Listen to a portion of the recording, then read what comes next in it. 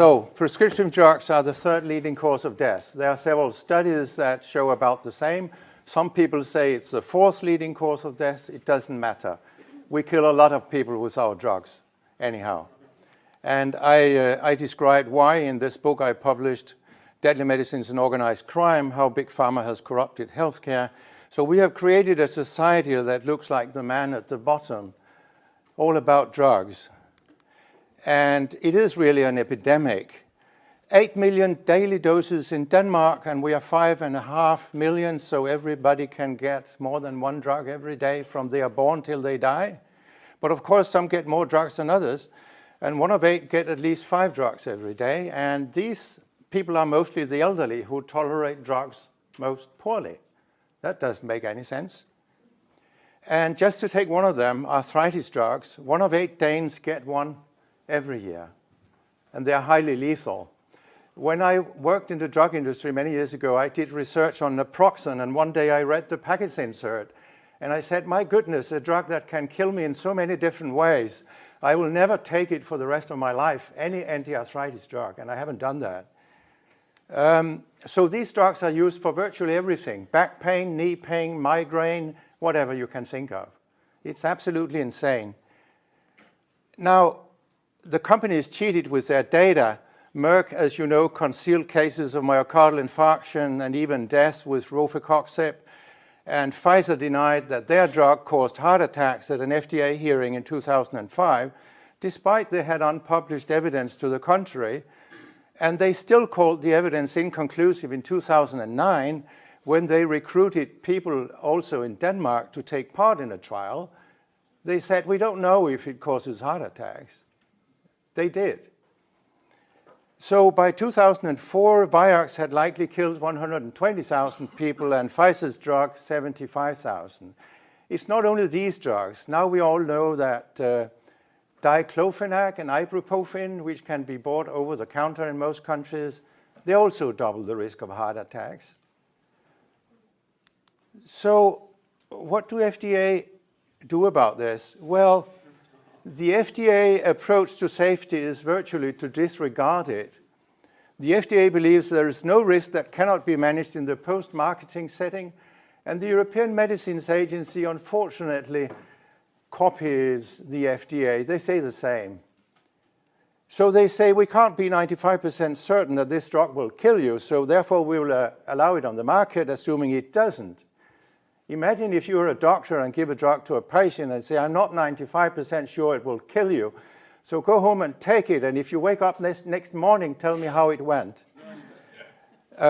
It's David Graham, Associate Director of FDA's Office for Drug Safety. He has worked there for more than 40 years, who said that. So the FDA approved Vioxx because it lacked complete certainty that the drug increased cardiovascular risk, although this was known all the time based on the mechanism of action. We knew this drug causes thrombosis. The FDA didn't care. The EMA didn't care. So it's a bit like I'm going to prescribe something that works like aspirin but costs much, much more. If only doctors were more honest, they wouldn't kill so many people. Then we also have psychiatry. I got involved in that 9 years ago because someone wanted to do a PhD with me. And antidepressant drugs, we take so many in Denmark so everyone can be in treatment for 6 years of our life. This is totally insane. And sales are closely related to the number of drugs on the market. So it's marketing pressure. It's not evidence-based medicine. Every time a new drug comes on the market, you have a new sales force that travel around to doctors, say use SSRIs for everything. And this is what they do. Divorce, poor marriages, husband drinks too much, husband is worried not to earn too much money for the family, failed a test at school, nervous to go to exams, whatever. Yes, we have a happy pill for you. And even husbands who beat up their wives, then you can give a happy pill to the wife, and you can give one to the husband who is violent. This has happened. It happens in my country, and these drugs increase the risk of violence. So wonderful. Give these violent males a drug that increases the risk he will beat up his wife. It's absolutely incredible what happens. Studies have shown that in many, many cases there is no good indication for using these drugs, but still doctors do it, and it's generally general practitioners who do this. So we can't find anything wrong with you, so we are going to treat you for symptom deficit disorder. This is about where we are with antidepressant drugs. Now, we cannot practice evidence-based medicine when we don't know about the deaths. And the deaths are missing to a huge extent. Trial registers were compared with the first standalone journal article, and 62% of deaths and half of the suicides, they were simply missing. They were gone. They were not in the journal articles, and these were antipsychotics and an ADHD drug and 2 antidepressant drugs. So doctors think that psychiatric drugs are much more safe than they really are. So I published a book about this last year where I concluded that psychiatric drugs alone are also the third major cause of death after heart disease and cancer. Maybe I'm not right, but I will give you the basis for my views in a minute. And I also calculated that psychiatric drugs kill 500,000 Americans and Europeans every year. Drugs that affect your brain are dangerous for the elderly because they can lose balance, fall, break their hip, and 1/5 will die when they break their hip. And here is the best study I could find from BMJ.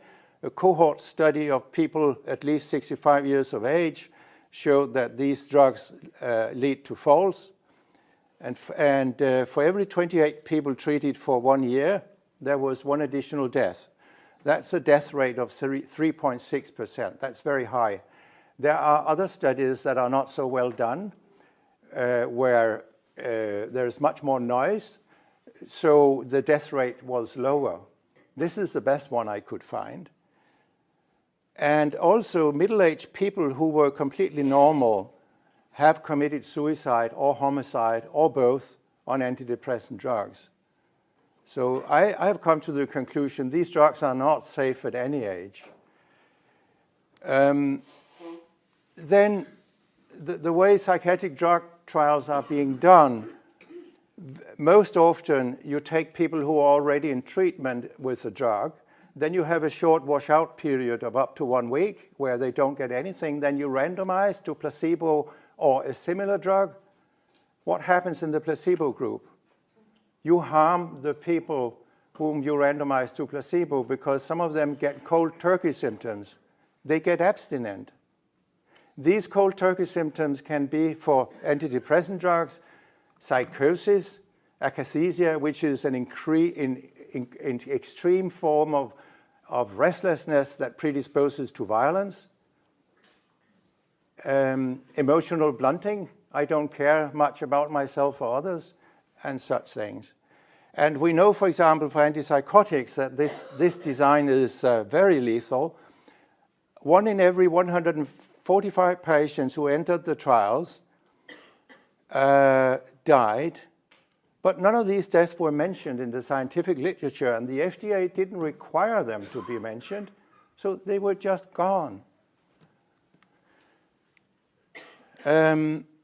So how can we find out how lethal antipsychotic drugs are? We cannot use trials in schizophrenia because almost all of them have a cold turkey design where you harm the placebo group. So I thought, well, look to the old people. Maybe they didn't get an antipsychotic drug before they were randomized. So that I did. So there are some trials in patients with dementia, and for every 100 people treated, there was 1 additional death. And these trials were short-term. And as deaths are usually missing from published trial reports, it might be worse than 1 in 100. So yes, antipsychotics kill people, but some psychiatrists will tell you that they actually make people survive based on very poor observational studies. Don't believe in them. They kill people. Now, then I tried to estimate how many people are killed by psychiatric drugs. And for antipsychotics, you just saw my estimate, 1% in short-term trials. Benzodiazepines, also the best observational studies I could find, 1%. Antidepressants, it was 3.6%, but I wanted to be conservative, so I said, well, let's say 2% and not almost 4%. And what I got out of that, because so many people are in treatment with antidepressants all over the world, we kill 3,693 people in Denmark every year. And when I multiply that, it comes up to 500,000 in United States and Europe. Now, here is one example of how unreliable the evidence is. Suicides. Suicide risk is far worse than what the FDA has reported. The FDA reported 5 suicides in 50,000 patients on active drug. That's 1 per 10,000. But in some of the trials I have looked at, there were more suicides, 9 in just 7,000. And these trials were included in the big meta-analysis, and 5 on another drug, paroxetine. So these 2 drugs made 14 suicides. So already there, 9 suicides are missing. How can you get away with suicides? No problem in evidence-based medicine. No problem at all.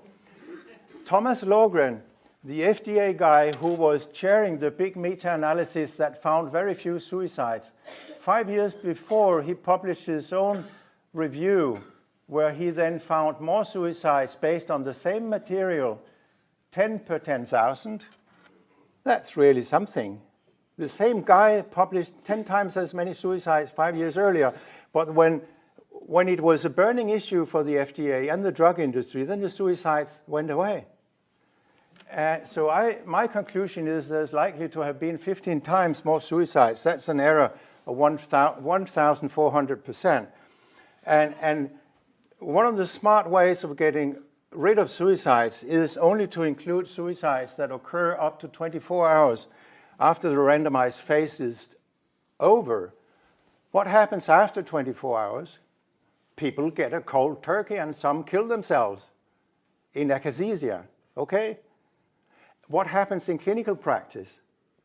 In clinical trials, psychiatrists do all they can to have compliance with the drug. What do people do in practice? They may go for a weekend and forget their drugs. They may forget to take it on work. And if you miss just 1 dose of paroxetine, you can develop akathisia. Just 1 dose. So in clinical practice, if these trials are to reflect clinical practice, we must, of course, include what happens after 24 hours. And if you include that, you will get many, many more suicides. I have that on some other slides I won't show you today. And there were lots of other biases. People who got agitated and developed akathisia were put on benzodiazepines to calm them down. What does that mean? Less risk of suicide. That's not what happens in clinical practice when you forget to take a dose to work. Finally, in all these trials, only people at low risk of suicides were recruited. Now, if the drug industry had believed that these drugs prevent suicide, they would not have found people at low risk. If you have a cardiovascular drug that helps people survive, you will not study it in footballers, would you? You would study it in old people who get myocardial infarction. So the drug industry didn't believe in what they told the public. They knew perfectly well what the truth was. Okay, so these drugs are pretty deadly. Do they have any benefits? I actually doubt that. Now, the effect is measured on very subjective scales like Hamilton, so it's important the studies are adequately blinded, which they are not. But one of my colleagues did a study on all diseases that had blinded and non-blinded outcome assessors because he wanted to see how much the non-blinded outcome assessor exaggerate the effect. And that was pretty much 36% on average. So if you break the blinding in the antidepressant trials, the 10% difference in effect becomes 0. And you don't need to break the blinding in very many if this leads to misclassification before the effect is 0. And there is a very important Cochrane review where people put something in the placebo in order to have a better blinding. Atropine gives you dry mouth, constipation, blurred vision, and so on, just like the drugs.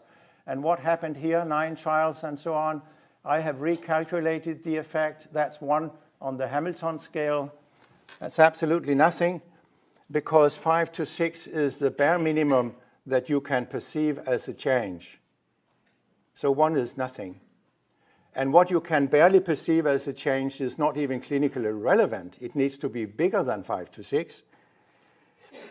So despite all these biases that the trials are not adequately blinded, what do the patients say in these trials? Well, the psychiatrists say that the drugs work, standardized mean difference 0.25. The patients say they don't work in the same trials. That's a Hamilton of only a half. And also the old drugs, it's about the same. So we're not treating psychiatrists, we're treating patients. And they say the drugs don't work. And here is another study, week by week, severely depressed, mildly depressed. It just takes a little longer if you get placebo, even though these studies are not adequately blinded. So what do I conclude? We need, I'm sorry for all this, comes in a little after. I didn't plan for this. Oh, so here you have it all. Truly independent evaluation of drugs, blinding during data analysis and writing of papers, and blinded placebos that contain something that gives people side effects. Large long-term trials before marketing approval. To get the industry out of medical education, to ban marketing on drugs like we have done for tobacco. It's highly lethal. A major culture change in health research. The data are ours and belong to us. Access to trial protocols, study reports, and raw data, all the usual things. And then my last slide. I always tell patients, read the package insert before you go to the pharmacy, then you might not dare buy the drug. And when you think you're getting old, it could very well be side effects. People very rarely get that idea. So maybe you should stop your drugs. Use drugs as little as possible. A life without drugs is possible. For many of us, even those of us who are age 65 plus. And then the huge death toll translates into a general practitioner on average kill 1 patient every year with drugs. Most of them didn't even need. You don't need arthritis drugs usually. You can do nothing or use paracetamol. You don't need antidepressant drugs. You need at most 2% of the psychiatric drugs we use today, and then many more people would survive and be happier. So what the hell are we doing? Thank you.